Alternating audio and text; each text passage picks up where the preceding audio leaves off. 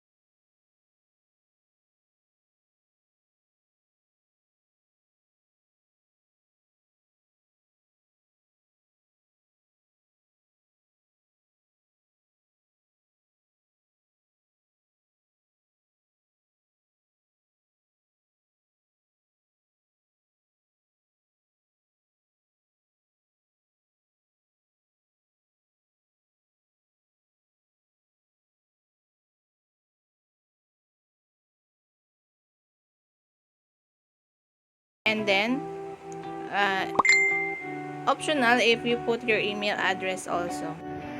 Okay guys, so I'm going to try mag-login sa ibang cellphone. So, we try to log in. Okay. In this way, para makita natin. For example, nakuha na nung hacker yung ating username and password. So, mag-login siya. Ayan, mag-login na po tayo. See? So, before siya maka-login, magkakaroon muna ng two-factor authentication. So, nire-required niya yun. You'll get an SMS soon with a code. Use that number as your password. So, kasi, yung number natin dito yung nakalagay. So, hindi niya ito mabubuksan once na hindi niya makuha yung code. Just click. So, ito po ang 6-digit na code na binibigay ni Facebook bago mabuksan ang ating Facebook account, basta't naka-on ang ating two-way factor authentication. Ganun po kaganda yung features ng two-factor authentication para mas maging secure yung ating Facebook account. At kung nais naman po nating makita kung saan ang mga lugar na sumubok mag-open ng ating account, kung anong mga ginamit ng mga devices, is punta lang din ulit tayo sa security and login, tapos dito tayo sa where you're logged in, i-CO lang natin siya. Ayan, at makikita mo na lahat-lahat kung saan ang mga lugar na nag-try na umopen ng iyong account, ng Facebook account mo. So, hindi ko alam na sa akin meron din ditong Lapu-Lapu City, which is hindi naman ako napunta ng Lapu-Lapu City sa Cebu. May Bacolod. Ito yung mga sumubok na magbukas ng aking Facebook account. Ito, may anong location pa. So, hindi ako napunta sa mga lugar na ito since I was in the province of Aklan. Ayan. So, dito malalaman kung kailan, saan, at kung anong mga devices ang ginamit. See, I have also logged in at Olongapo, Philippines. Never pa ako nakapunta ng Olongapo. So, pag once napunta ako sa ibang mga lugar, minsan na-on ko yung aking location, kaya nagsisave siya dito. But then, never ko napuntahan ang mga places na to. So, ayun po ang good way para mas makita natin na mas maging secure yung ating Facebook account. So, you have your choices na i-log out this. Log out of all sessions. I-log out nyo na lang po siya para mas maging secure na hindi na nila ito mabuksan ulit. Pwede rin po nating i-click itong devices at place kung saan, and then i-log out natin. Ayan, pwede rin isa-isahin nyo. So, kung mayroon ditong mga devices na which is, alam nyo naman na nakalagin talaga yung account nyo doon, is piliin nyo na lang yung hindi nyo devices kung bakit na-login siya. So, at saka i-log out ninyo. Ayun po. So, overall, kung hindi naman talaga kayo dito nakalagin sa mga places na to at mga devices, log out of all sessions na lang para mas better. Ayan, at ganun lamang po kadali kung paano mag-set ng security feature sa ating Facebook account upang hindi ito basta-basta ma-hack ng mga hacker at hindi ito mabuksan ng kung sino-sino lamang. Yun lamang po, sana may natutunan kayo sa ating tutorial na to. And if bago ka pa lang sa aking YouTube channel, don't forget to like and subscribe, share, and comment down below kung may mga questions and suggestions kayo na gusto nyong i-ask, or may suggestion kayo na gusto nyong ipakita yung tutorial. Just comment down below para po magawa natin if meron, and also hit that notification bell para mas maging updated pa po kayo sa aking mga susunod na tutorial videos.